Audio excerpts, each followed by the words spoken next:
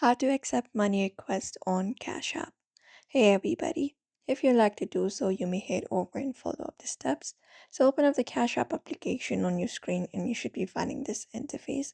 Once you find it up, find your profile in the top right corner. And from here, you'll be finding your profile. Now you need to scroll down from the given options, head over the account and settings section. And when you head over there, you'll be finding different options available. Now go ahead and look out for the option called security privacy, which is on the third option. Tap on it. And once you tap on it, you will be finding different options within security and privacy. You may just head over and scroll down until you reach over to the request section. So go over the request section, and when you head over there, you'll be finding this option called incoming request. You need to turn on this option called incoming request and toggle this option on. After that, it will give you option if you'd like to allow requests from everyone or only specific contacts.